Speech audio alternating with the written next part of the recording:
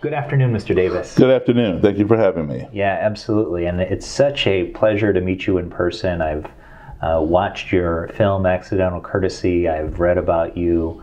And but for those who may not be familiar with your work yet, would you mind introducing yourself and describing what it is that you do? Sure. My name is Daryl Davis. Professionally, I am a musician, but obsessionally, I am a race relations consultant, and I've spent about half of my life, studying race relations on my own. As a child, I had some racist experiences, which led me to form a question at the age of 10, which was, how can you hate me when you don't even know me? And today, I'm 60 years old, almost 61, and so for the last 50 years, I've been seeking the answer to that question. So to answer your question, how have I gone about it? Well, I have a vast library of books on anti-Semitism, black supremacy, white supremacy, the Ku Klux Klan, the Nazis in Germany, the neo-Nazis over here.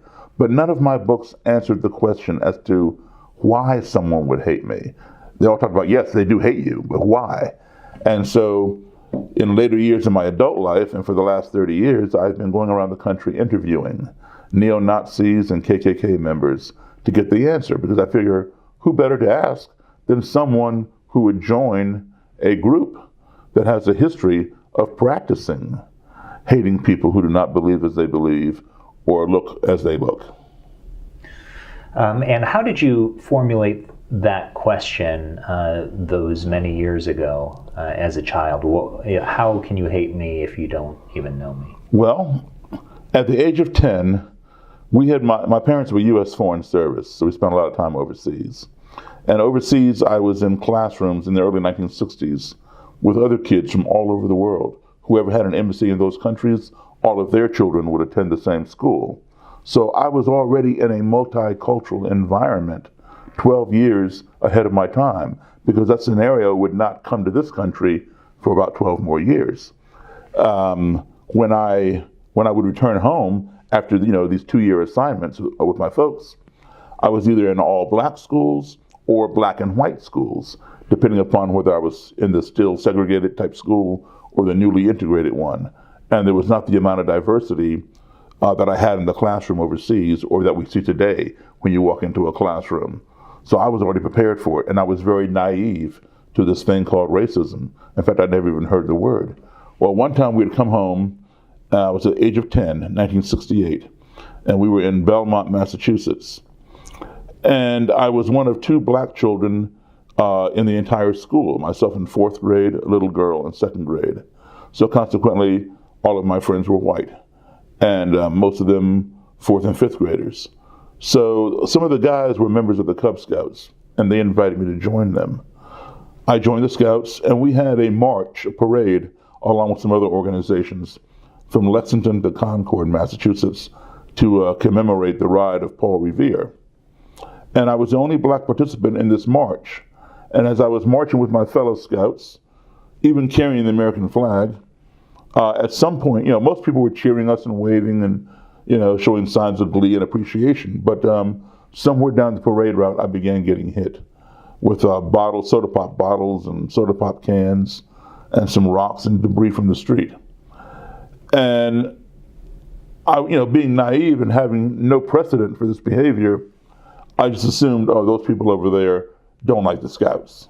I didn't realize I was the only Scout getting hit until my Scout leaders all came running and protected me with their own bodies.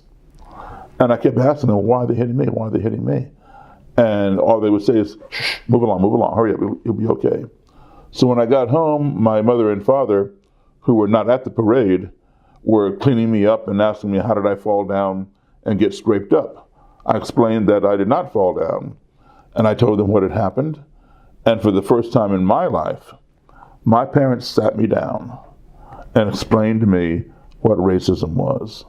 And as I said, I had never heard the word racism. I had no clue what they were talking about.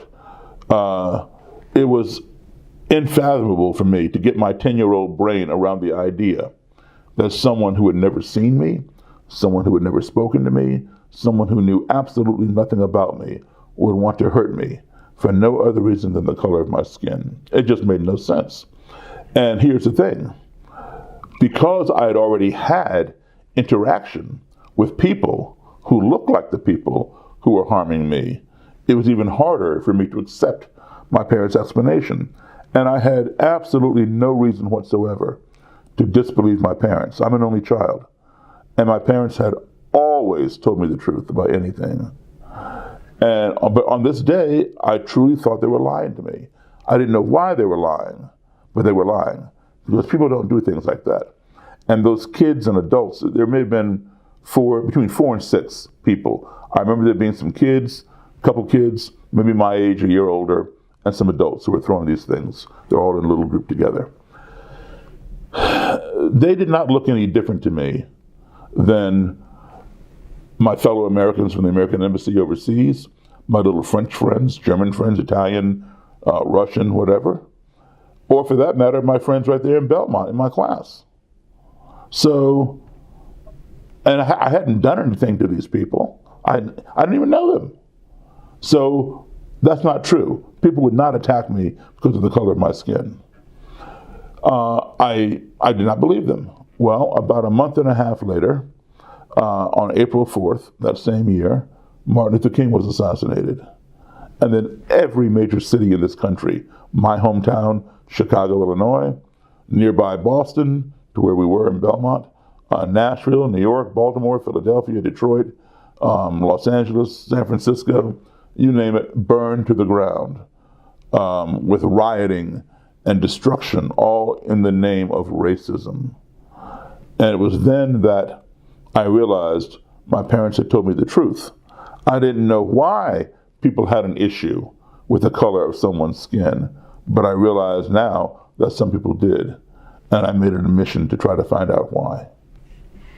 And when you were 10 years old, you came home from that Cub Scout, that parade where you participated as a Cub Scout, and adults and children were throwing things at you. What words did they use, if any, when they were attacking you? I don't remember. I remember there being a lot of noise because when it happened, people were screaming. The other kids in my line and people on the sidewalk, the people who were throwing things, I guess, were yelling, and people who were not throwing things were yelling, maybe yelling at the people throwing things. It was just a whole pandemonium, if you will. I don't remember specifically what was being said other than a lot of noise. Now, I do remember, that same year was also the first time that I was called a nigger. And that happened in Belmont. It happened right there on my school playground the first time, and then, which was before King's assassination, and after this Cub Scout parade. And after King's assassination, I would hear it regular. If I walk down the street, someone might drive by in a car and yell at me. And when you went home after the parade and you explained the scrapes and cuts and bruises to your parents, and they told you for the first time about racism, what words did they use to describe it to you? From what I recall, that there are some people out here who have a problem. It has nothing to do with you as a person. They are no better than you are, et cetera, et cetera. But they have a problem with race. The race is the color of someone's skin, and that was also the first time I heard the word Ku Klux Klan, as being an organization. And there was a TV show that my father and I watched together, and it had some clips from the Third Reich, and some Nazi soldiers were beating this Jewish woman and throwing bricks at her. And it really resonated with me. And I think that was probably the first time I ever cried watching TV. And, he was explaining to me that, all about Adolf Hitler and all that kind of thing. And I began to see that, there are people who, it's hard for me to understand it, but there are people who simply do not like you and are not willing to even talk to you or give you a chance who are out to destroy you. And he had told me, when things like that happen, just come home, do not engage with them, and that kind of thing. And then, of course, when King died, I learned a lot more. I hate to say it, I was embarrassed. My father had marched with Dr. King. I was home, and I was watching TV. I was watching this TV show called Bewitched. And in the middle of the show, there came a beep, beep, beep, beep, beep, special bulletin, interrupt the program. And the newscaster came on and said, the Reverend Dr. Martin Luther King Jr. had just been assassinated. I had no idea what he was talking about. And I could not understand why this person had to interrupt my program. Why couldn't this news wait until 6 o'clock when all the other news came? But I figured it had to be important because it cut my program off. So I went into the study where my father was working on something. My mom was visiting, somewhere else that particular day. My father was home. I went into the study where he was typing, and I told him, and his head fell into his hands. And that was the first time. I've seen my mom cry about different things, but that was the first time I ever saw my father cry. And so, again, that fueled my quest to find out more about this racism thing. But what would happen would be that fall of 1968, we'd go back overseas. And I was around everybody from all over the world. I never had any problems. How did you react then when you went back on your father's next 2-year tour? I was back into what I called, normalcy. I didn't call it that, but that's what it was. To me, I was around people from all over the world. We all got along. Some of us, did not speak the same languages, but we got along. We played together. We had slumber parties. It was all normal. But every time I would come home, back here to my own country, there would be an incident.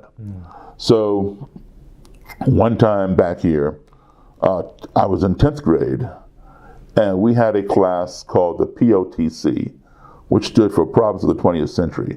This was 1974. And the class was for seniors, 12th graders. I was taking it as a 10th grader. And our teacher would always invite in different controversial type speakers to address the class. Well, on this day, he had the head of the American Nazi Party come to our class. You could never get away with that today. But we're talking 1974, different era. And I'm glad that happened because I learned a lot, and it helped put me where I am today. So let me just give you a little bit of background. I went to school high school in Rockville, Maryland, which is a suburb of Washington, D.C., 15-20 minutes from D.C. So the American Nazi Party was formed in Arlington, Virginia, right across the Potomac River, 5 minutes from Washington, D.C., by a fellow named George Lincoln Rockwell. And he was a vehement racist and anti-Semite. He was always, battling it out with Martin Luther King. And anyway, he a big proponent of Adolf Hitler. He was murdered by one of his own Nazis on the sidewalk right near his headquarters as he came out of a laundromat or dry cleaning place. They got into an argument. So his right-hand commander of his organization, a guy named Matt Cole, Koehl, came to my school that day. And his right-hand commander, Martin Kerr. And they stood up in front of my class. There was another black guy in the class. And Matt Cole pointed at me and pointed at my friend and said, "We're going to ship you back to Africa." And then he went like this, made a sweeping motion with his finger, and said, "All you Jews out there are going back to Israel." Now, I just sat there. I was 15 years old. I just sat there looking at him. I was not afraid, but I was confused, like, where does this guy get off saying all this stuff? What's he talking about? And I didn't say anything, but one of my classmates piped up and said, "What happens if they don't go?" And Matt Cole said, "Oh, they have no choice. If they do not leave voluntarily, they will be exterminated in the upcoming race war." That was the first time I ever heard the term race war. And I've come to know it now. It's also called RAHOWA, RAHOWA, which is a white supremacist term for racial holy war. And they've been promising it for decades. And they keep trying to start it, like in Charlottesville, like with Dylan Roof in South Carolina, we went into the church, or the guy in Pittsburgh about a month or so ago who went into the synagogue. There have been many incidents of this. And that really set me on a trajectory as well. I didn't question Matt Cole that day, but after I graduated college, I ran into him and I questioned him, and I had a conversation with him. He was a stern believer in white supremacy. So how did you wind up meeting Matt Cole again after seeing him as a 10th grader? Okay, well, music had become my profession, but studying race had become my obsession. And the American Nazi Party was going to have a silent, unpublicized rally in Washington, D.C., right across the street from the White House. There's a park there called Lafayette Park where people go to protest anything and everything. There's always different groups there, 24/7, 365 days a year, somebody is there. And so it was unpublicized, meaning nobody knew about it except for the people that they told. Not even the police knew about it, all right? I found out about it through a friend of mine, because I'd been obsessing with this kind of stuff, and I'd made some contacts here and there. So it was gonna be at 12 noon, and I went down there. Back then, you could drive up and down the 1600 block of Pennsylvania Avenue. But, since people tried to ram the gates of the White House, they put up concrete pylons. So back then you could drive there. So I parked not too far, and I waited. I got there early. At 12 noon, this van came, and Matt Cole and Martin Kerr, and I'd say there's maybe a total of 13, 14, maybe 15 of these people, American Nazis, got out. And there was nothing that indicated they were Nazis. No Gestapo uniforms, no SS insignias, no swastikas, just dark black suits. And Matt Cole had them all line up in front of the White House like this, just standing there facing the White House. Not saying, people are walking by, because it's lunchtime in Washington, D.C., and nobody's paying any attention to them because nobody knows who they are. I know who they are. And there are other protesters in the park as well.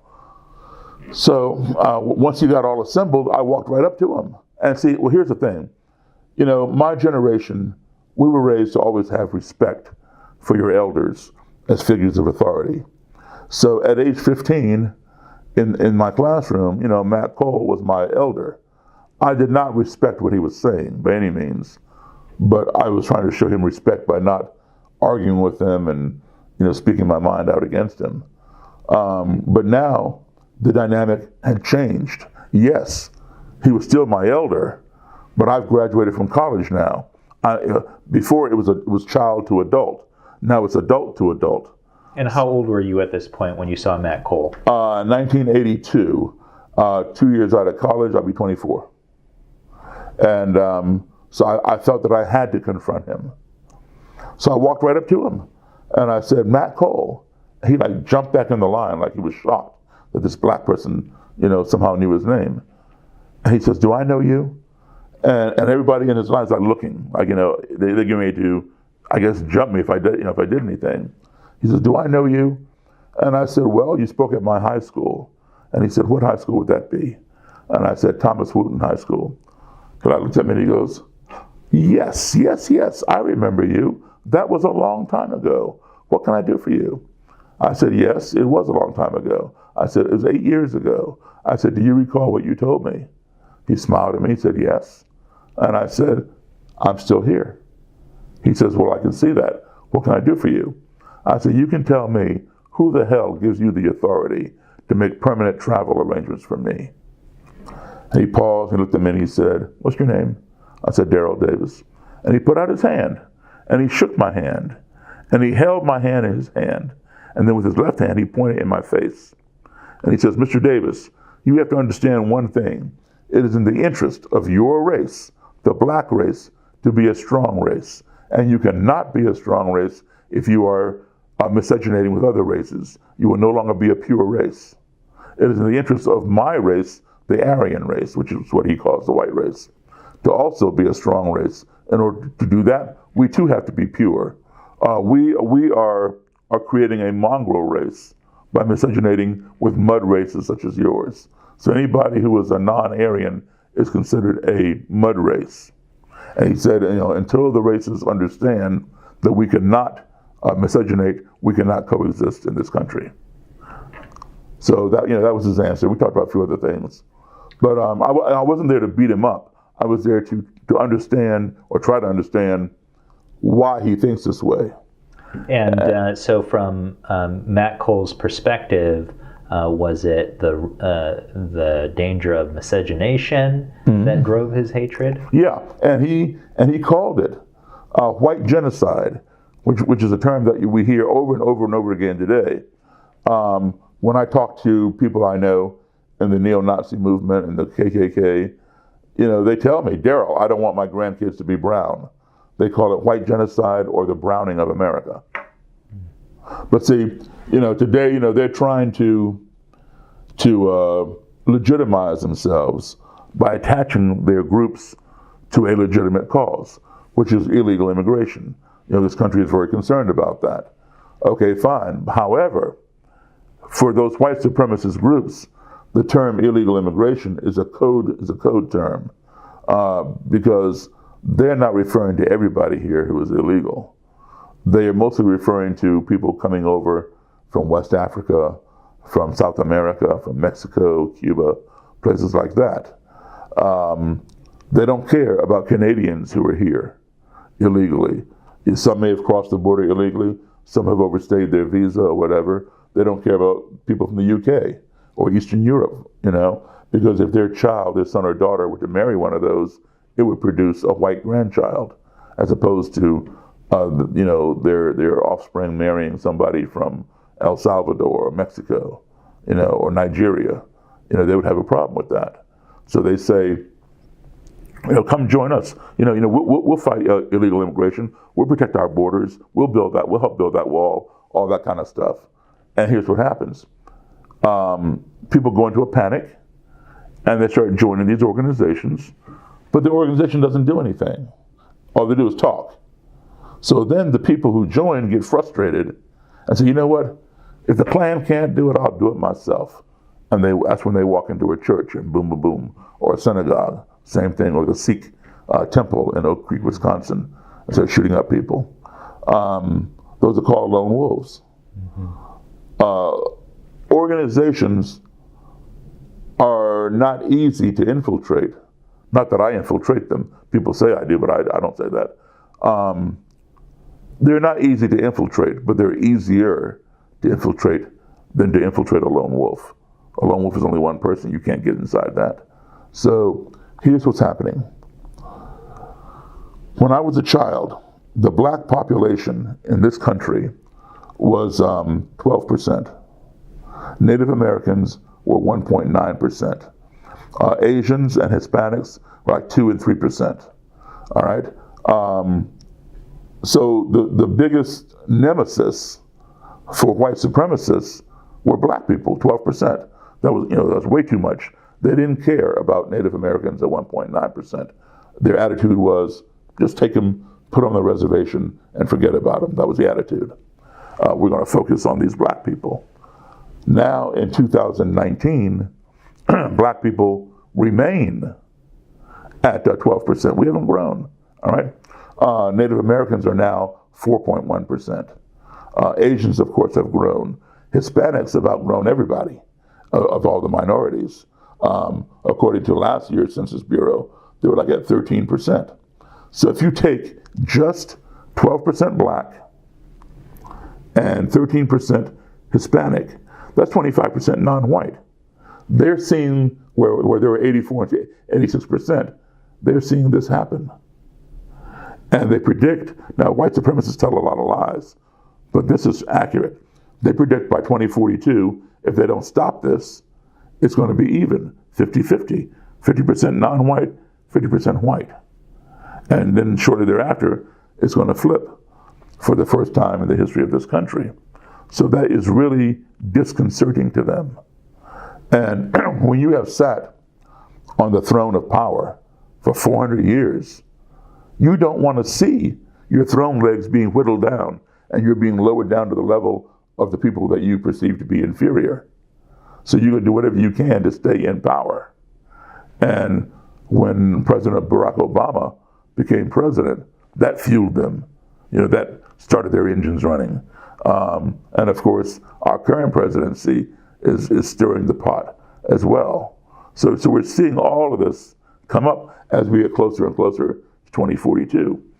And unfortunately, we're going to see more and more of these lone wolf types because they're really getting disconcerted. And Mr. Davis, I know that you said that some people think that what you do is infiltrate hate-based organizations, and I know, learning about you, that that's not what you do.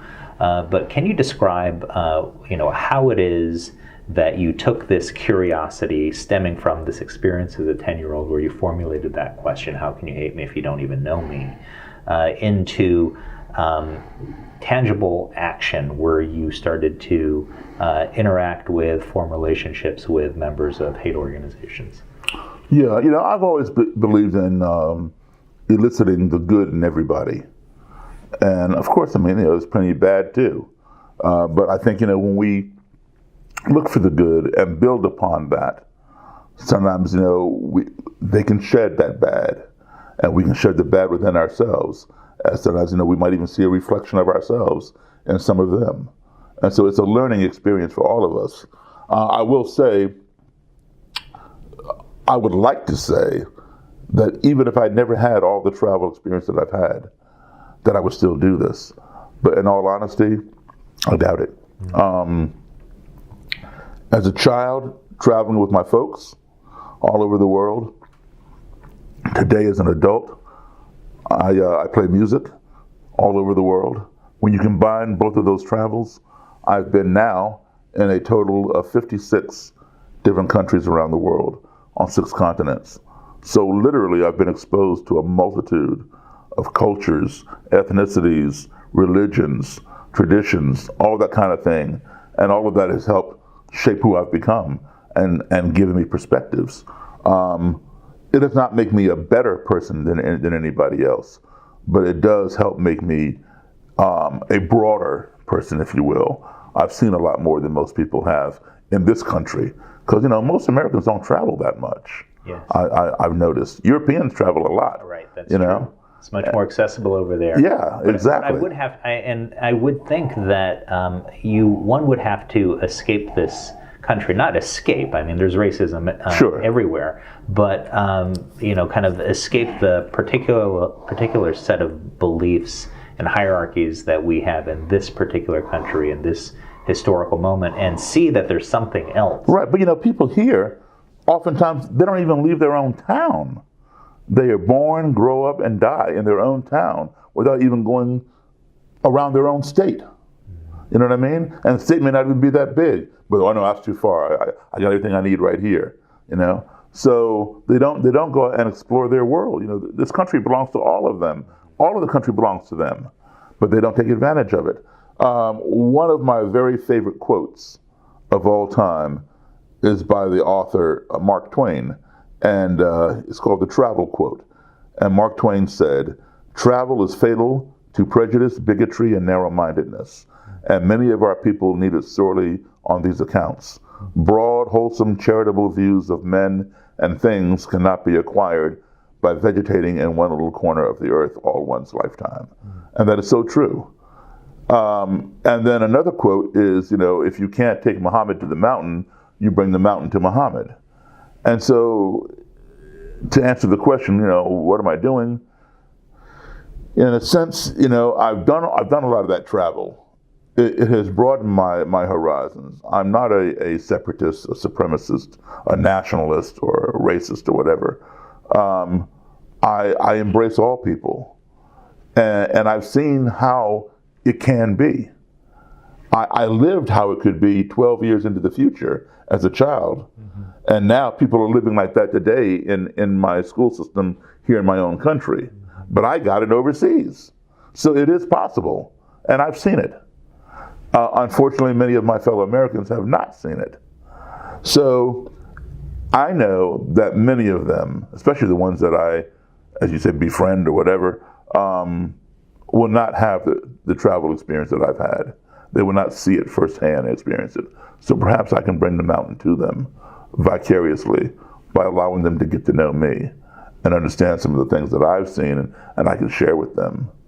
And so far it has worked. It has worked very well, where people have begun, changing that ideology, giving it up. Some people even come out with me on my lecture tours and speak, former Nazis or KKK members, things like that.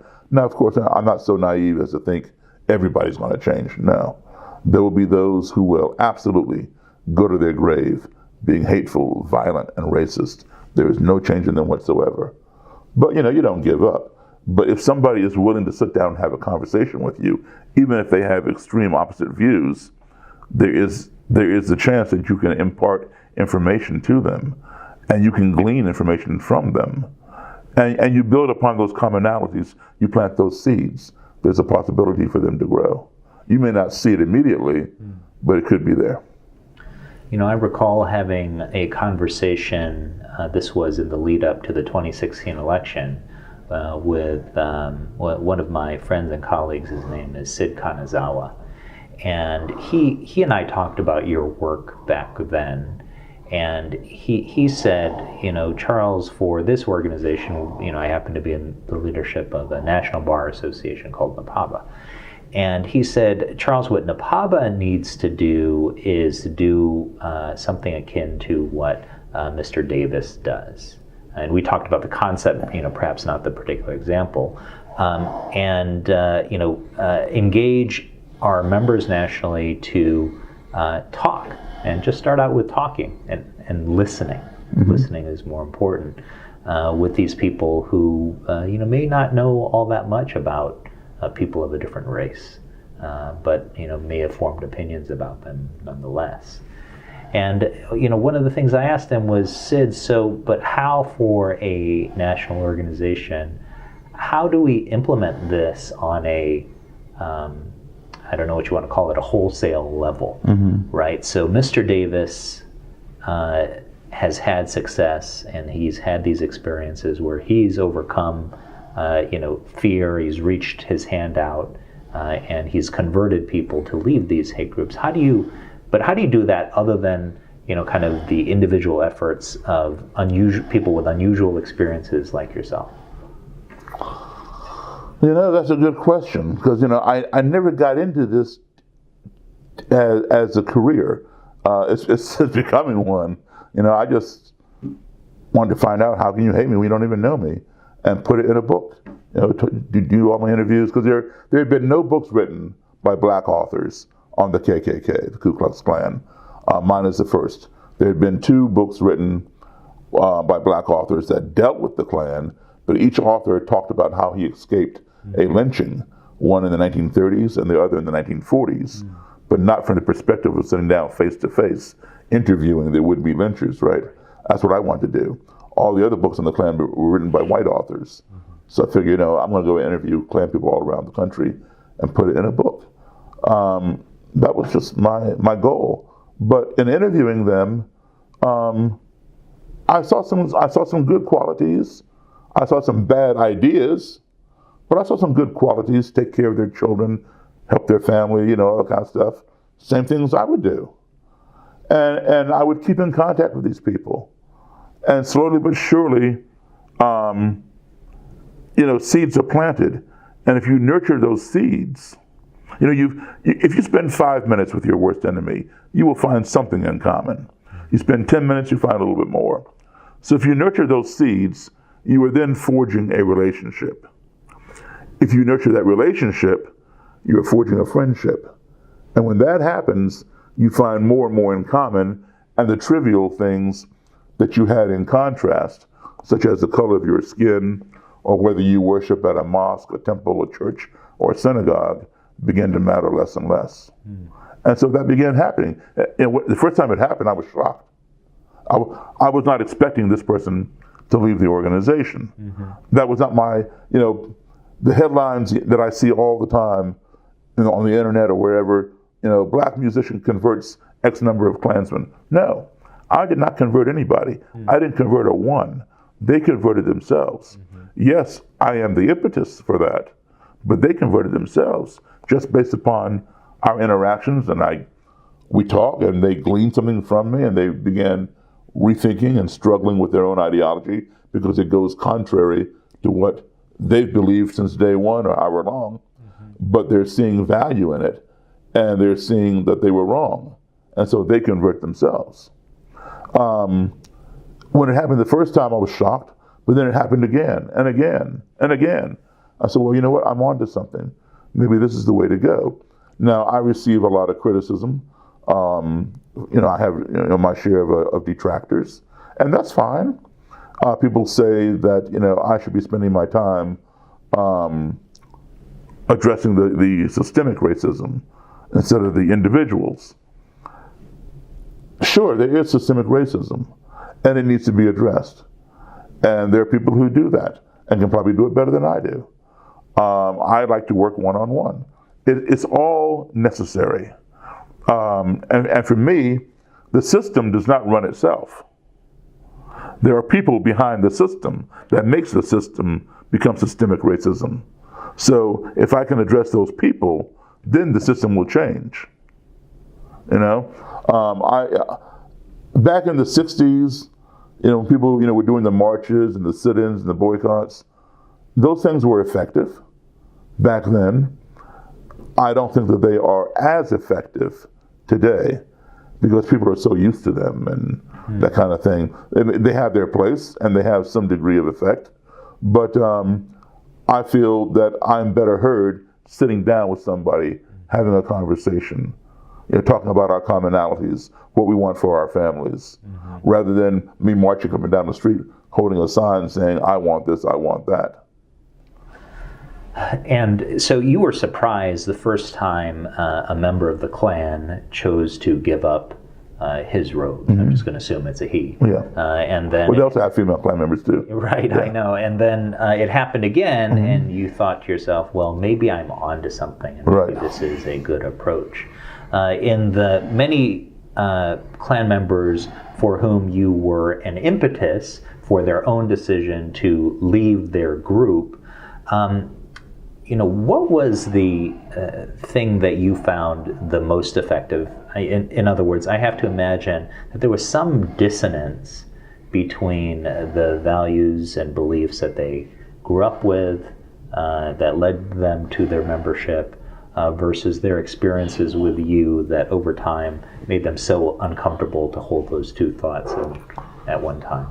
Well, I've said it before, a Klansman or Klanswoman, like anybody else, any other group, is not stamped from a standard cookie cutter.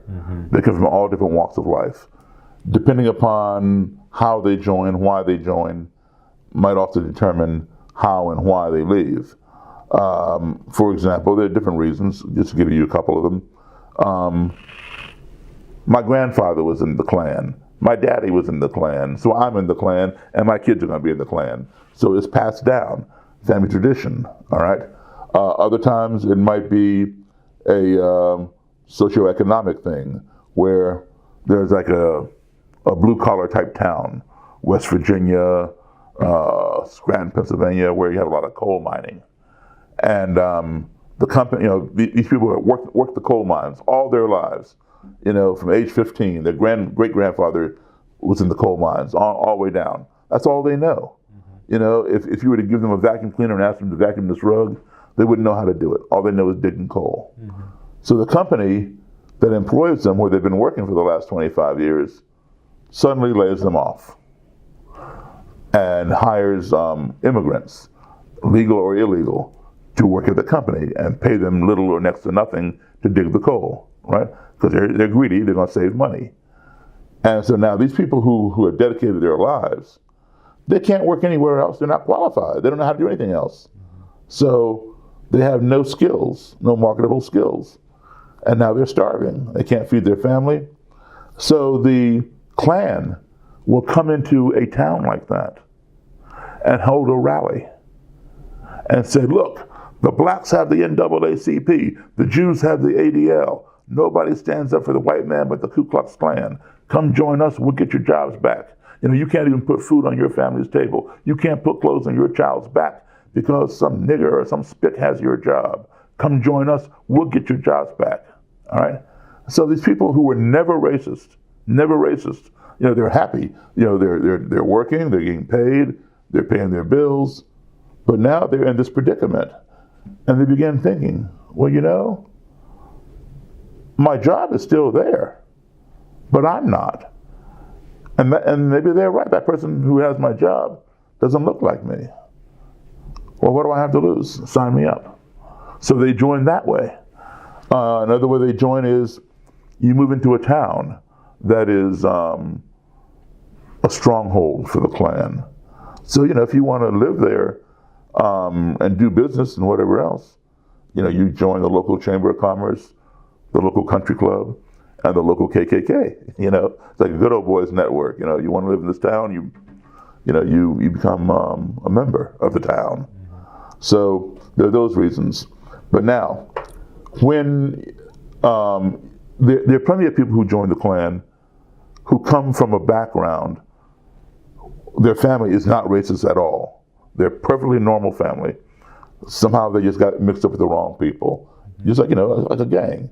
You might have doctors and lawyers and well-to-do people in the family, but somehow you deviated and got off with the wrong crowd. There's that. Or there's a dysfunctional family, non-racist, maybe alcohol or whatever is going on, dysfunctional, some trauma in the family, and you separate yourself from it. Because everybody wants to belong to something.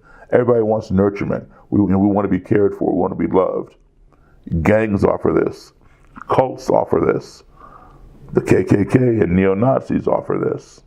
All right? So that becomes your family.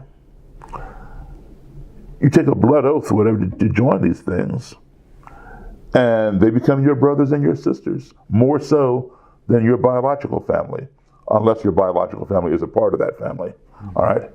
Then, when you leave, when you decide, that they're wrong, and you don't want to be wrong anymore, and you leave, and you give a black man your robe and hood or whatever, you have betrayed your family.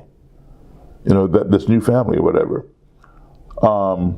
If you talk out against them, they might come after you. All right? So now you're out there by yourself. But here's the thing. You have the stigma of being a former white supremacist, an ex-KKK person, an ex-neo-Nazi. That always follows you around, that title. Like if you think of David Duke, he had the largest Klan group in this country at one time. You never see an article that says David Duke, blah, blah, blah. It's always ex-Klan leader David Duke. It's always attached to his name. Mm-hmm. So that's the stigma that you have. Your family, if they were not racist to begin with, your biological family, they have disowned you because they can't have you around. They have Jewish friends and black friends and whatever. They don't want their son over there, insulting their friends. So you've been disowned. Your friends out here who you used to be friends with, they've disowned you because they're not a part of that nonsense. So you don't have friends on this side. Your only friends were those people that became your family. So now you're out here by yourself. You can't go back. You've already betrayed them. You cannot go back. So, and these people don't want you, even though you've left. Your ex, they still don't want you because of that stigma. So you're by yourself and you're not given that support. Most of them turn to alcohol, turn to drugs, or they go find some other cult group to go join where they can feel wanted and appreciated. So that's where I come in. When these people leave, I do provide that support, of my friendship, of whatever I can do to help them, get re-enter into society in a good way. Because it's like, if you tell somebody, I was arrested and spent a couple nights in jail or a month in jail for DUI. I got my third DUI. Okay, that person will probably still be your friend. But you tell that person, hey, I went to jail and I'm all clean now, but I was in jail for child molestation. They don't want anything to do with you anymore, even though you're done. It's a stigma. Well, there's a stigma that that attaches itself to the supremacist type groups too. People don't want to associate with you. I wonder what the role is in our society for forgiveness. So, there's a reason why an article will precede the name David Duke with former Klansman, Grand Wizard David Duke. It's because people are suspicious that once a Klansman, always a Klansman. Once a hater, always a hater. And so they, in the limited space and with the limited tools a journalist has, that's what they'll say. But it also strikes me that if we can't forgive and to give people a second chance, that we'll always be balkanized into hate. That's right. Absolutely. You're absolutely correct. People can change. And if we did not think people can change, because, I was under that same belief. When I went to meet with these people, I never once said, you need to get out of this organization. You're wrong. You need to quit and better your life. I never said that. I didn't believe they were ever going to change. I grew up with the old cliches. A leopard doesn't change his spots. A tiger doesn't change his stripes. Once a Klansman, always a Klansman. All I want to know is, why do you hate me? That's all I want to know. You carry on with whatever you do. Just answer my question. But when I saw it happen, the change happened, I was surprised. And then it happened again and again. I said, like I said, I'm onto something. People can change. And this renewed my hope in humanity. Because, there's no point. If you don't believe the system can change or people can change, then don't complain. Don't complain about it if you don't think it's going to change. And don't get out there and protest if you don't think it's going to change, because you're wasting your time. But if you believe it can change, then yes, it will. I have to imagine that there were times when you were doing your side gig that you encountered fear, that you felt afraid. Can you speak to that? I never really felt afraid. There were times when I had to fight somebody and hurt them just to protect myself. Fortunately, those are few and far between. I've seen guns, I've seen some knives, I've been threatened. But I didn't really fear that because I knew what I was getting into. You go to a Klan rally, you go to meet with some of these people, they don't like you. They don't even know you and they don't like you. So you're already at a disadvantage. And some of them are loose cannons, sociopaths, they don't care because they think they're right. And nobody is going to convict a white man for beating up or killing a black man. That was the mentality there for a while. So they don't feel that they have anything to lose. And when you deal with that, there is a strong element of danger. But I already knew what I was getting into because I know what to expect. I've already been prepared through all the books that I've read, about this mentality. The books didn't answer why they think this way, but just something that they do. They feel a sense of entitlement. And of course, they feel, this is their country, they founded it, white people signed the Constitution, etc., and that because we were brought over here by force and now we're freed, it's time for us to go back. And how did you protect yourself at those moments, even knowing what you did and preparing as you did? You were still under threat and at times. I go there weaponized, but weaponized with knowledge. Okay? More times than not, I know more about the Klan and that organization than the leaders do. Even though they don't like me, they will respect me because of my knowledge. They're curious. How does this black man know our secret passwords, our secret handshake? How does he know all our history from 1865, forward? They're very curious about that, and I can talk with them on their level. I know things, that they teach, the other ones coming up. If I were to apply, if I was white, I could be a leader in the Klan instantly. But so they're impressed with that, even though they don't like me. So that's a very good weapon. Information definitely is power.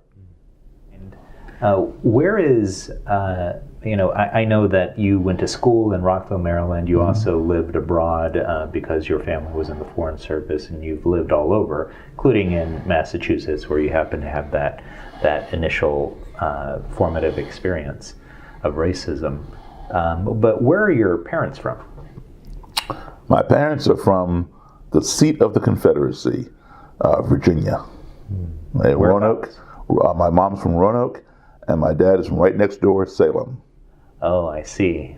That is the heart of the Confederacy. Indeed. And speaking of which, I'll tell you something else too. Let's talk about more recent times. Charlottesville. Mm-hmm. What happened there in Charlottesville, Virginia? Yeah. Many people think that the purpose of that rally, all the people coming together, was to protest the removal of the Confederate statues. No, that was not the case at all. Yes, there were some people who were there for that purpose. They feel that that's their heritage, and because their ancestors fought in the Civil War on the side of the Confederacy, and they don't want their heritage messed with. Okay, but the vast majority of white supremacists that came there that day, they were there to initiate the steps of a race war. Charlottesville was a very soft target. It has a very, very weak police department that are not equipped or trained to deal with riot and protests like that, unlike, say, DC or NYPD or Los Angeles PD or something like that. In DC, they're protesting all day long, every day, especially now. But and same thing in New York. They got the equipment. They got the equipment, right? They got the reason to. But anyway, Charlottesville is not like that. So and there are other places that have Confederate statues. Baltimore has some, but they didn't want to hold it there because they would have to deal with the Baltimore police. Well, anyway, anytime you want to occupy a piece of public property, to have a rally, a demonstration, or for that matter, to set up a lemonade and hot dog stand, you have to have a permit from the city. So you go get the application, you state your name, and then you state your reason. You can't very well write on the permit, I want to start a race war, because they would deny it, right? So you put some quasi-legitimate reason. I'm a descendant of great ancestors who fought in the Confederacy, and I don't want my statues messed with or whatever. Okay, that's fine. Here's your permit.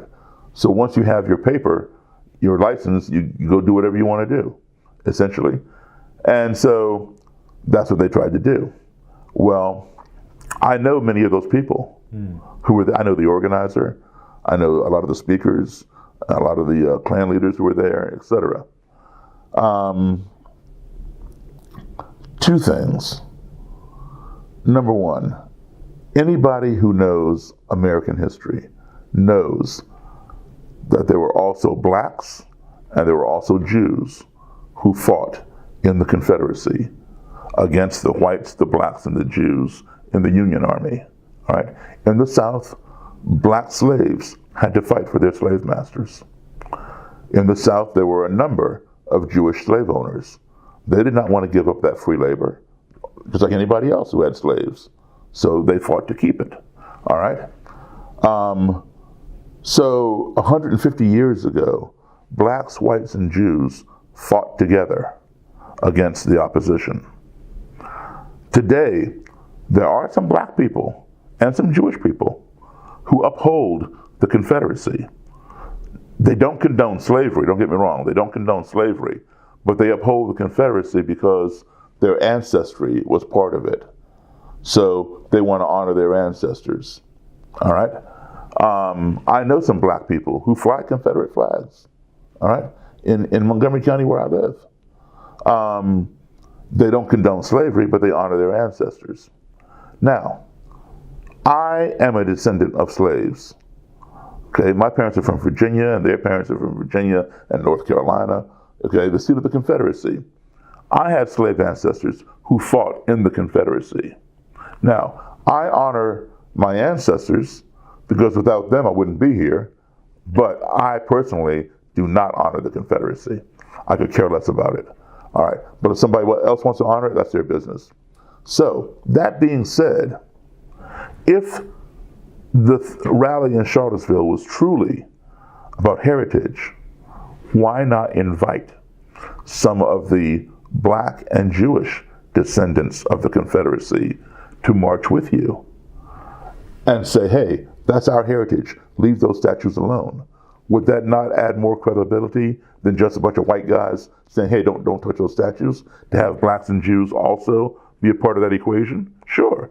But instead of including blacks and Jews, they excluded them, and they marched through University of Virginia campus and down the streets of Charlottesville yelling and screaming anti-Semitic and racial epithets. So therefore, it wasn't about heritage, it was about hate. They could fight together 150 years ago, but they couldn't even walk together 150 years later. It wasn't about heritage. All right, number two, they claimed to be the descendants of great ancestors from the Confederacy. That's probably true. All right. However, they never met any of those ancestors because they all were dead and gone. Civil War ended in 1865. These people were nowhere near being born. All right, who were down in Charlottesville that day. But if you want to honor somebody who you don't know, that's fine too. That's fine.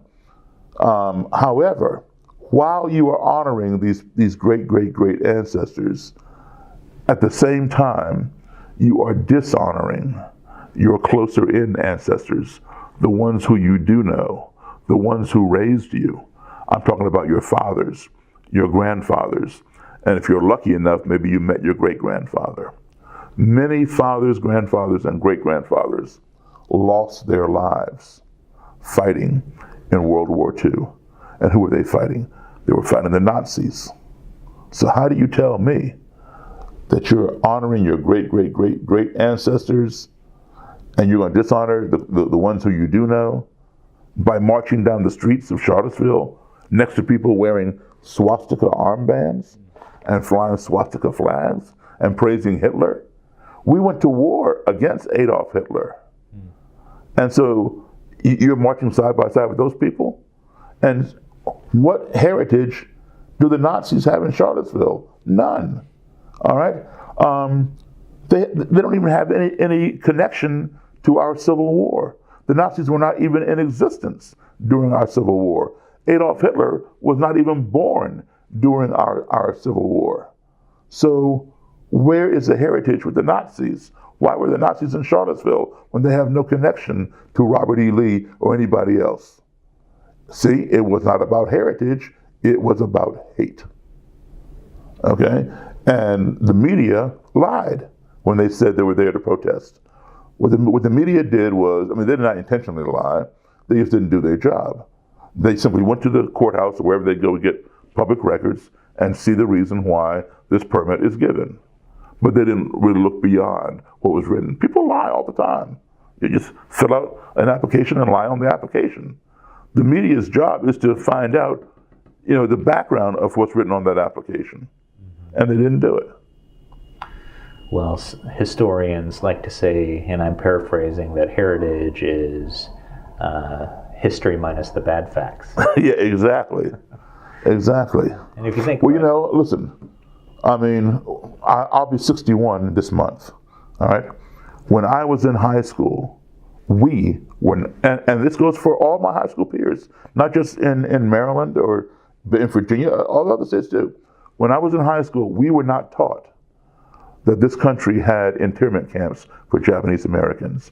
I did not learn that until I went to college. And I was incredulous. What are you talking about? I didn't believe it. It was the first time I ever heard of this. And I had to go research and find out that it was true. And then I'm wondering, well, why didn't my high school history books teach me this? It wasn't even touched on. It wasn't even in existence anywhere in the books. Today, high schools do learn it, So you're right. We omit a lot of stuff, a whole lot of stuff. And I feel that, I'm going to say something, that is also very controversial. But I truly believe it. And there are those who do believe what I'm about to say, but there are plenty who don't. I think that today, and I've been saying this now since 2000, so it's 19 years I've been saying this, we need to get rid of Black History Month. And I'll tell you why. There was a time when we needed Black History Month, absolutely. But I think it's run its course, and we're at the point now where it is detrimental. There was a time when we had no Black history at all. It was called American history. And for all practical purposes, it may as well have been called white history, because that's all it was. And people were being given credit for places they did not discover and for things they did not invent. All right?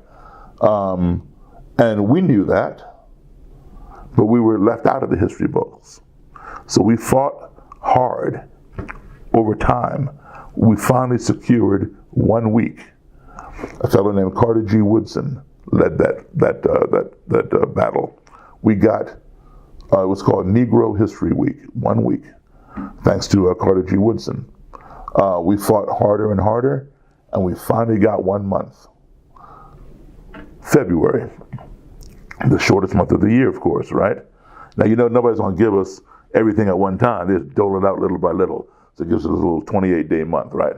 But we accepted it because it is also the birth month of 2 of our heroes, Frederick Douglass and Abraham Lincoln. So we said, okay, we'll take it. You know? But here's the problem. It was good then. And for a long time it was good because we learned Black history, all right? But the problem was this. We only learned about half a dozen Black people in that month. Martin Luther King, Rosa Parks, Harriet Tubman, Booker T. Washington, George Washington Carver, and 1 or 2 other ones. By the time we get through half a dozen, February's over, we did our Black thing, let's move on. All right? And we move on. We never revisit that throughout the year until next February. And next February, it's the same half a dozen people. Same thing every year, it's the same people. I'm not taking anything away from these people. These are some of the most important people in our history. But what about the guy who invented the traffic light? What about the guy who invented the ironing board? Oh, well, we didn't have time, we only have 28 days. Okay? So, consequently, over time, little white kids, little Black kids, little any kind of kids in school are being subliminally brainwashed into believing there was only a half a dozen Black people in this country that ever did anything. Those same people every year. When there are thousands of other ones that you never hear about because we only have 28 days. But yet, we learn about Benjamin Franklin, Eli Whitney, Alexander Graham Bell, Thomas Edison, Thomas Jefferson, George Washington, Abraham Lincoln, all year long. All year long. It's constantly being reinforced. So if you were to ask some kid in June, who was the guy who flew the kite and the lightning hit the key? He's going to say Ben Franklin, all right? But you ask that same kid, who was Harriet Tubman? Oh yeah, I remember who she was. She was that lady who did not give up her seat on the bus. They got her confused with Rosa Parks because there's no reinforcement after February. March is Women's History Month. May is Asian American Pacifica History Month. November is Native American History Month. Everybody has these months, but white history is like 11 months. You know? So when you say that we should, that the time for Black History Month has passed, really what you're saying is that every month is American month and every month should be Black History Month because American history is Black history. Yeah, but I'm saying take what we learn in Black History Month, February, and put it where it belongs now. And this is our fault. This is Black people's fault. We've become complacent. We fought very hard to get Negro History Week. We fought very hard to get 1 month, February. And now we rested on our laurels and became complacent, where we should be fighting to now get our stuff taught all year long, just like white history. Okay? I'm not saying make it Black history all year long. No. American history all year long, but teach our stuff along with Asian America, Native American, women's history. Don't relegate it to 1 month. Teach it throughout the year so it becomes enforced. And that way kids are getting it throughout the year and they become more well-rounded adults as they grow up. rather than isolate it into little pockets like that. Because I'll give you an example. When I was a child, the Miss America contest, which is still around, back then, black women were not allowed to compete because black women were deemed to be ugly. They were not beautiful, all right? All the judges were white men. Now, I'm not knocking white men or anybody. I'm just telling you how it was, okay? There were only two categories, the swimsuit and the evening gown. Women were objectified. They didn't have talent. They weren't required to write essays because they weren't thought to be artistic or intelligent or whatever. They were objectified. That was the purpose of the Miss America contest. And these white men would judge on the beauty of these white, competitors. So that gave black women low self-esteem, that they were not as beautiful as these white women. So what did we do to elevate their self-esteem? We created the Miss Black America beauty pageant to give them something to aspire to. And of course, that worked for a while. But now, guess what? Over time, Miss America itself, the big one, opened its doors to any American female, regardless of the color of their skin. So since that time, we've had several Miss Americas who've been black, starting with Vanessa Williams and Debbie Turner and some other ones, all right? So now that Miss America has invited all American females of any background to compete, we no longer need Miss America. We no longer need Miss Black America, right? Because they can join the main one. When are we no longer going to need Black History Month? Well, in my world, I know about the experience of the American Bar Association, which historically, really up until a few decades ago, excluded blacks from membership, and so as a result, an organization called the National Bar Association formed, or the NBA. Right. And the thing that strikes me about the National Bar Association, like other affinity bar associations, is that they're a place for home and comfort. And one could make that argument, I suppose, that you just made about the National Bar Association. Well, the American Bar Association is now open to people of different races. So why should there be a National Bar Association? Well, in my mind, National Bar Association should exist because it still does important work unique to the community. Then why not merge? Well, here's the thing. So I'm I'll just speak personally and individually, and not as a representative of any bar organization, but I sit on the board of the Bar Association of San Francisco, which has, in its 150 some odd year history, I'm getting the years wrong, has had two Asian American presidents. And then I had in here the first minority president, whose name was Michael G.W. Lee, and he talked about this long wall of people who didn't look like him. And but he's also a founder of the Asian American Bar Association, so a leader in both. But he, I think, would say, and I won't speak for him, I'll speak for myself, that there is a place for that place where you can control for race, in the sense that American life and the law is lonely to begin with, and people find comfort where they feel like they're not being judged on race. But here's the question.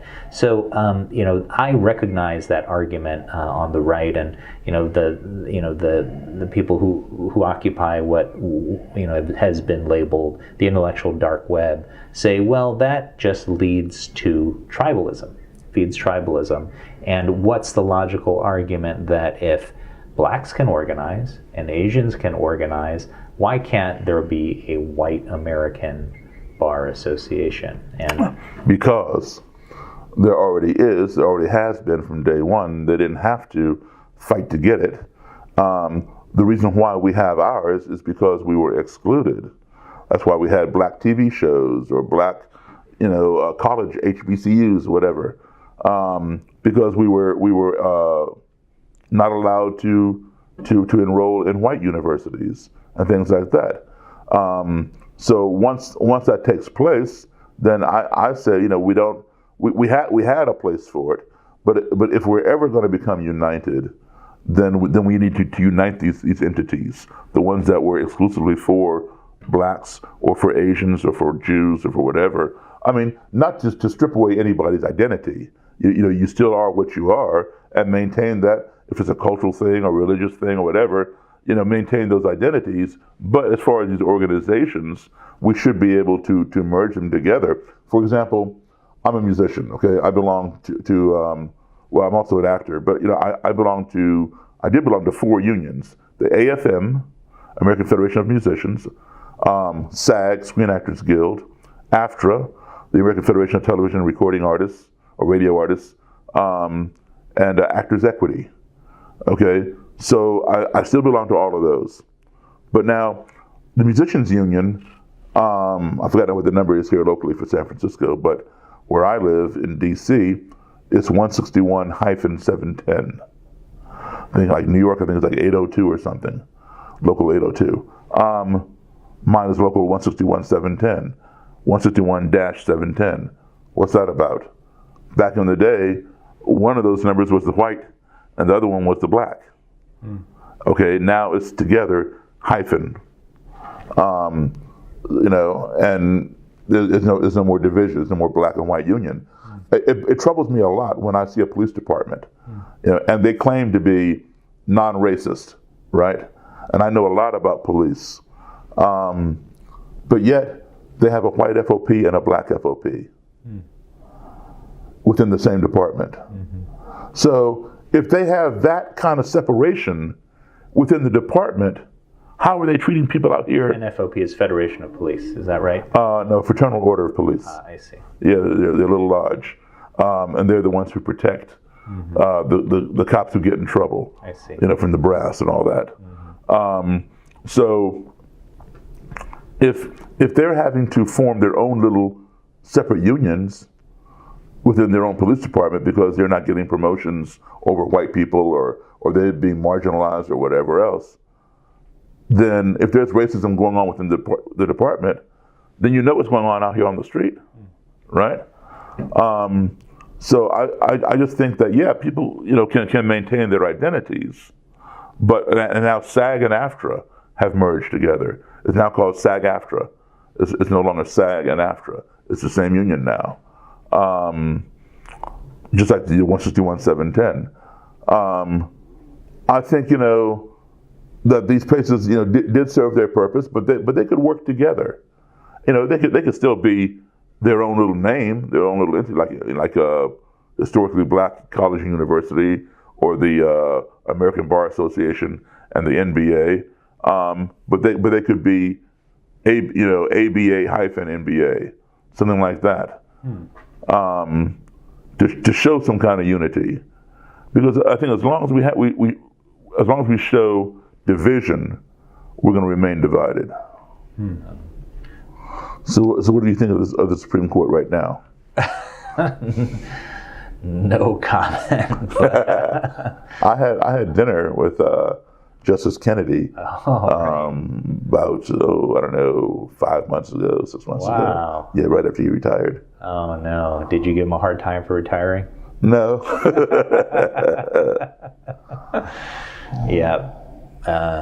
No, I mean, the Supreme Court to me seems like a reflection of American life in the sense that it's so divided. Yeah. And so ideological, where people are camped out in their tribes, where there's, That's exactly what I'm talking about, and to me, I mean, I certainly don't have, any kind of, lawyerly skills, something like that, but it seems to me that everything trickles down from the Supreme Court, right? And so you have these 9 justices, and for the longest time, there were 8 white, older, conservative men. Well, there were 9 to begin with, and then it became 8 and 1 black guy, Thurgood Marshall, right? And as great as he was, it wasn't enough, because he's 8 to 1, And so in order to have anything equitable come down, it's going to have to be an equal or close to it division of female, Asian, black, white, whatever, at the top to trickle down. Mm-hmm. I see. But what if the person representing your group at the top, and I don't want to speak pejoratively of Clarence Thomas, but that's you can. That's the example that a lot of people give. Yeah. What if the person representing your group doesn't really represent your group that well, in the sense that, I bet Clarence Thomas's views don't match. They don't match mine at all. Yeah, and that's why he was chosen, because he reflected the views of the other people. But I'm not looking for I'm not looking for someone who is going to represent a particular group. I'm looking for someone who's going to represent everybody. As a black person, and I'll speak for myself. As a black person, I don't want special treatment. I want equal treatment. And so I don't care if I'm getting it from Sandra Day O'Connor or Clarence Thomas or Bork or whoever. I don't care what size, shape, color they come in, or gender, as long as they are distributing it.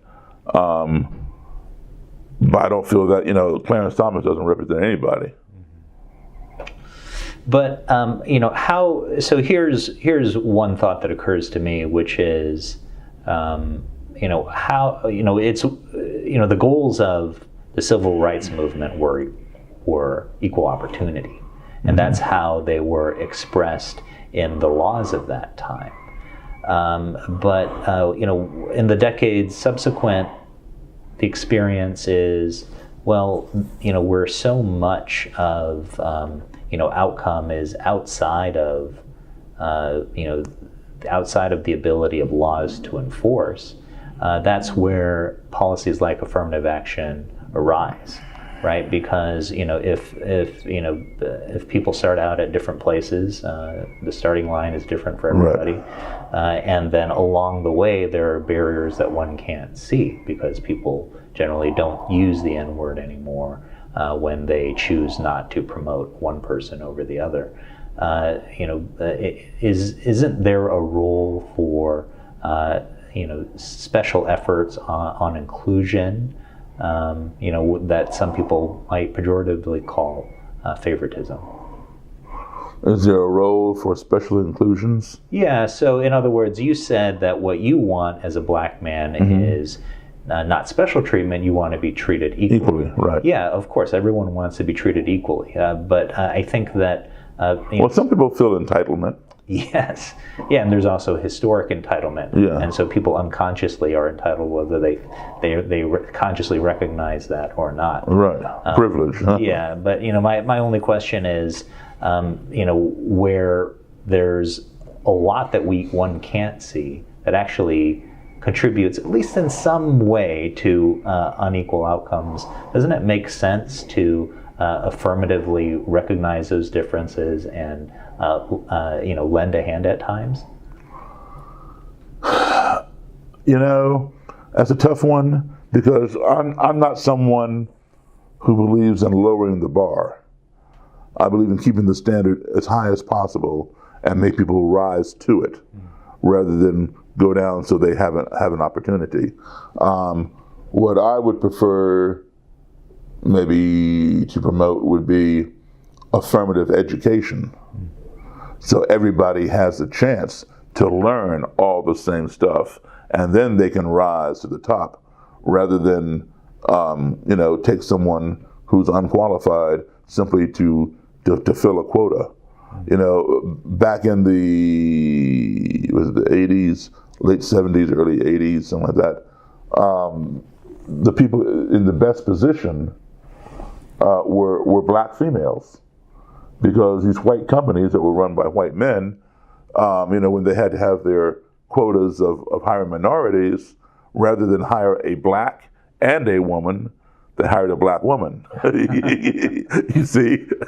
So a twofer, so to a twofer, exactly. Because they didn't want to hire two minorities.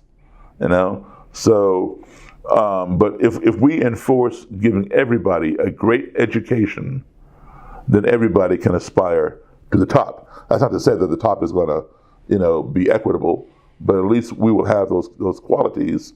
And then for those who can't get into that company, at least they have the education. They can go form their own company, should they so desire. Like say, take Berry Gordy of Motown Records, right? That was the premier, the biggest black label, right, for music. Black artists were not getting that treatment, at Columbia or RCA or Warner Brothers or whatever. Sony didn't exist back then, records. But whatever the other labels were. And so he put it together himself and built an empire because he had that knowledge. So if we can give everybody that academia, that knowledge, affirmatively, that's what I would be for. I remember a clip from Accidental Courtesy, your movie, where you were confronted by a member of the black community, and really attacked in a very personal way, kind of suggesting you were betraying your own people. I have to imagine that is very difficult to hear and to deal with. I'm not sure whether it's not difficult. It's disappointing. I've dealt with a lot of that, but let me explain how that works, and then I'll give you the upside of that. For example, a Klansman or Klan member, they believe in racial separation and racial supremacy. So they don't want to see an interracial couple. All right? They would be more furious at the white person involved in an interracial couple than the other person, because that's their person, and their person has betrayed them. You have betrayed your race. I don't like that person that you're with, but I hate you more because you betrayed your race. They didn't betray your race, you betrayed your race. They betrayed their own race, okay? So that mentality is also prevalent with people who lean towards black supremacy, which is what you saw in the movie. So it's no different. Now,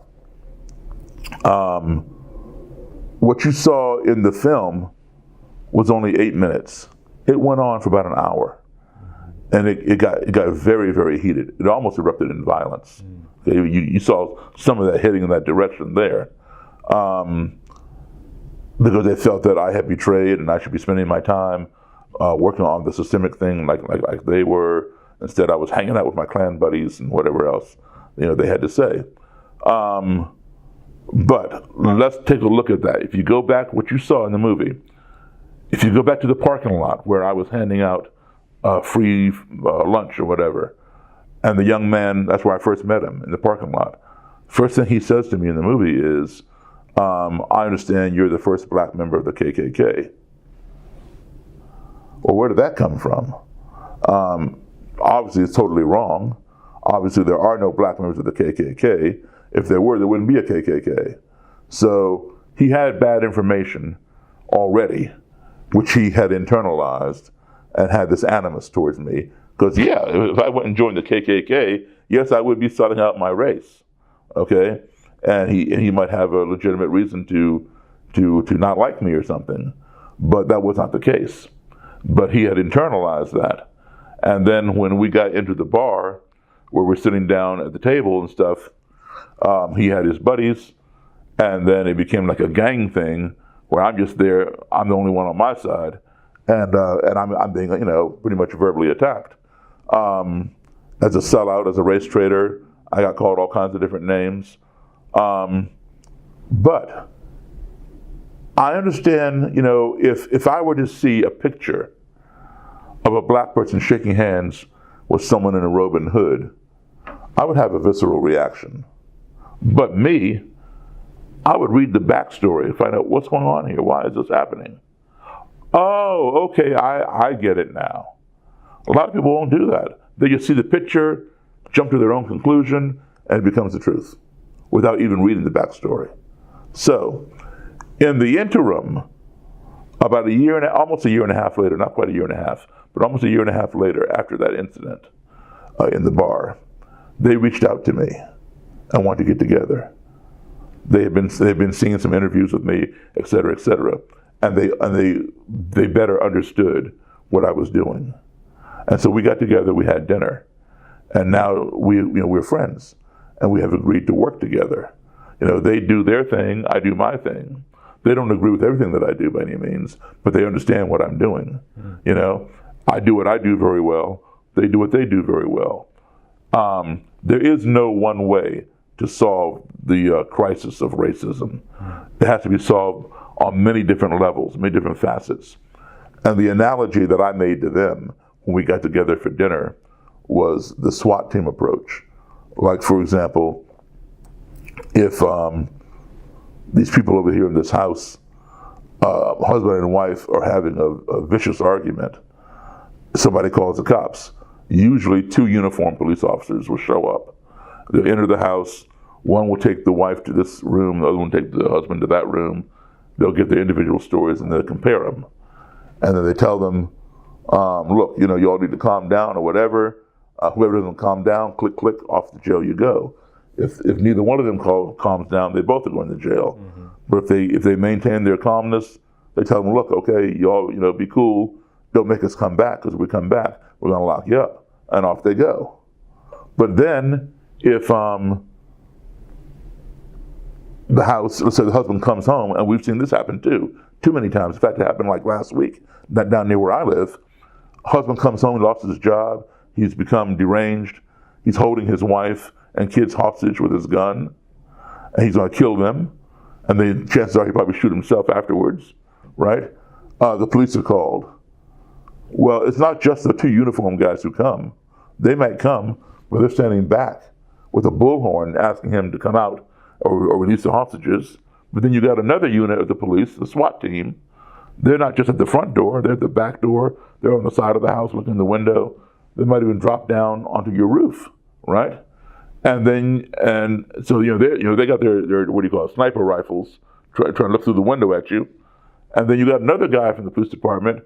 He's calling you on the phone, telling you everything's going to be okay. We'll get you some help. Just let your kids go, etc. The hostage negotiator. Each one of these has a specific training that they do very, very well. The hostage negotiator may not be a sharpshooter.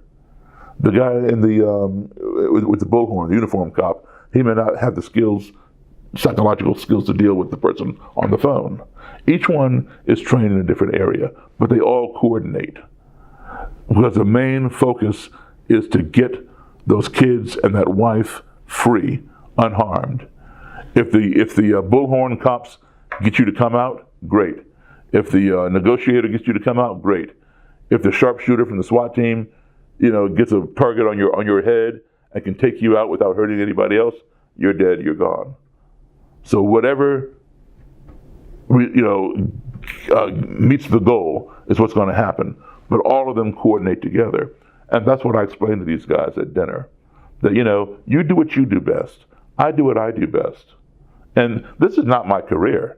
That's their career, to go around and march in front of the Baltimore City Police Department and yell and scream and so forth and so on, hold signs, whatever. And that's fine.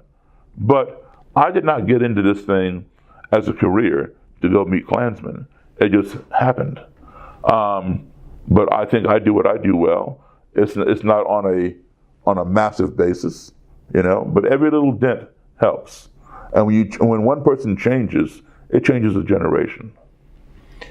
I didn't intend to raise the president's name in this conversation, but we've talked about Charlottesville and the Unite the Right rally, if that's what it's called. Mm-hmm. And then and there was a killing of Heather Heyer. The murder of mm-hmm. Heather Heyer, who was a counter-protester. Right.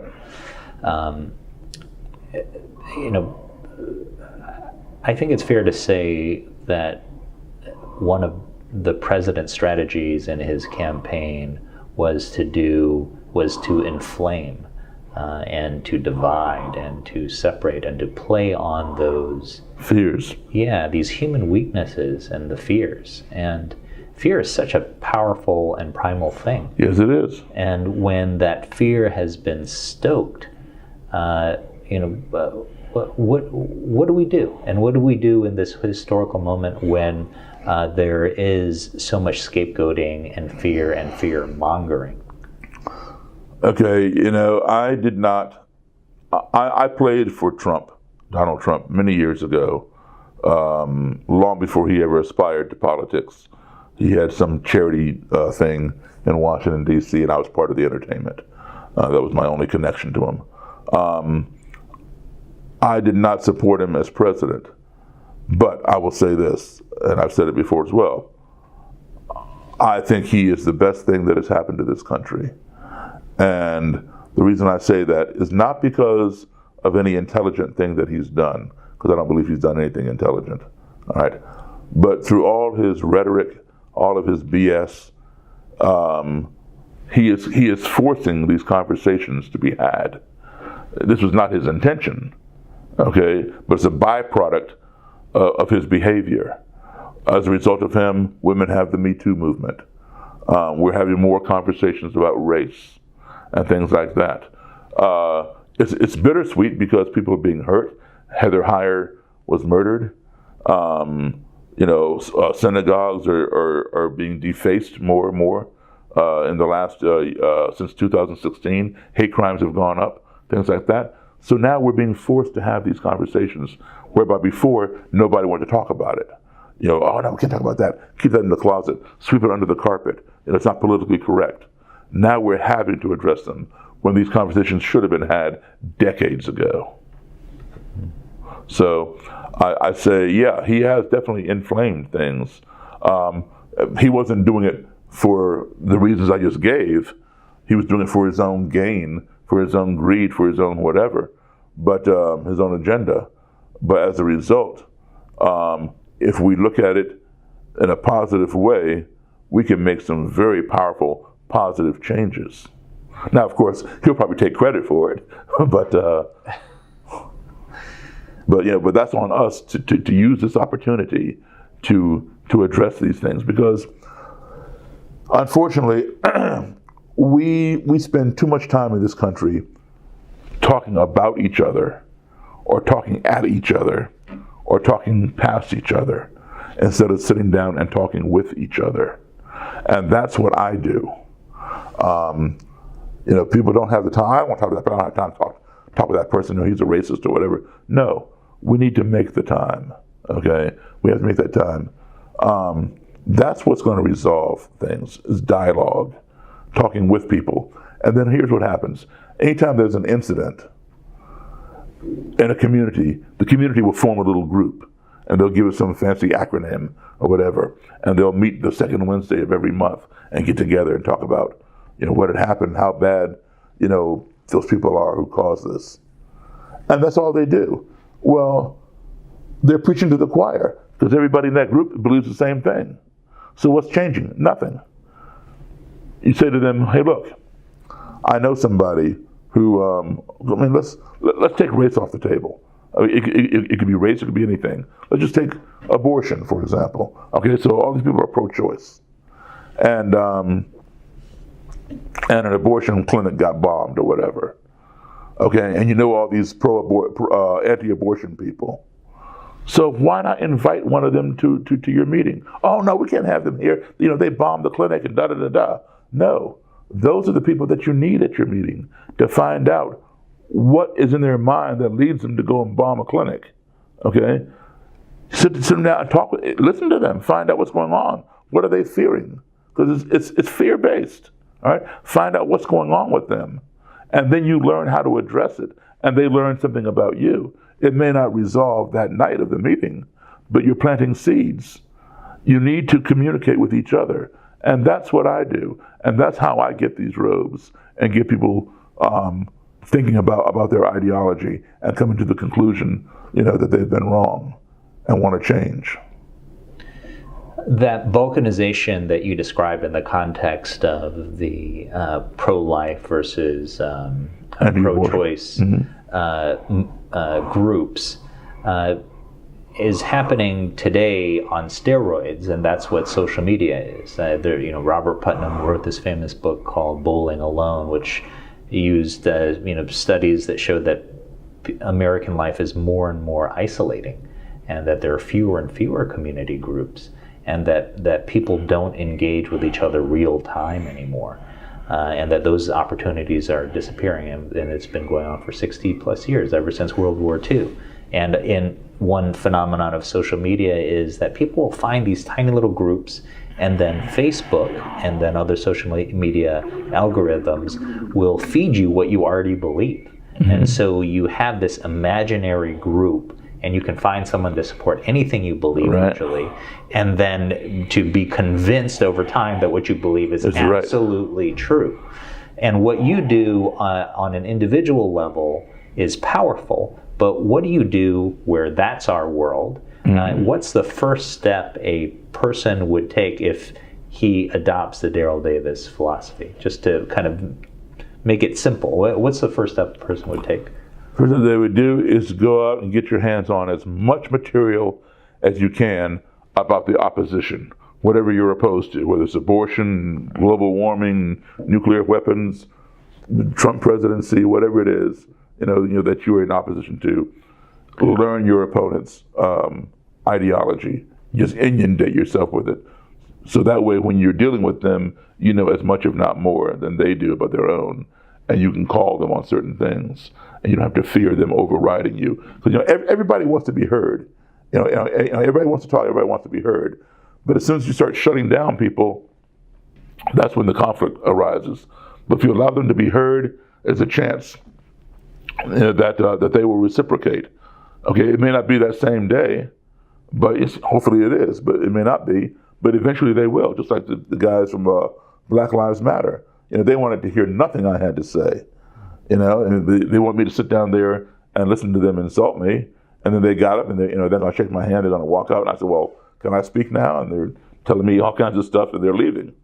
But then a year and a half later, they reach out to me because something triggered them, say, whoa, maybe we jumped the gun. And so we got together, and now issues have been resolved. So you want to communicate with the other side, and we want to spend the time having patience. In our society, patience is a very rare commodity. Even the news, it's like little sound bites. We don't have time to read everything. We just read the little the little ticker tape. And, then we got all our news for the day, and we're out the door. We need to go back to taking the time and investing it in our fellow human beings, regardless of who they are, or what color they are, what gender they are. And because to me, it's like, people say, I don't have time for this. Well, if you're stricken with cancer and you go to the doctor and he says, well, I'm going to put you on 6 weeks of chemo and then 2 weeks off and then another 4 weeks of radiation, you can't say, I don't have time for this. Either you do it or you die. End of story. You make the patience. Our country can only become one of two things. It can become that which we sit back and let it become, or it can become that which we stand up and make it. So we have to ask ourselves the question, do we want to see what our country becomes, or do we want our country to become what we want to see? And that's up to us. So if it requires patience, then get ready to sit and wait. Thank you, Mr. Davis. Thank you. So how much longer do you think you'll do this work?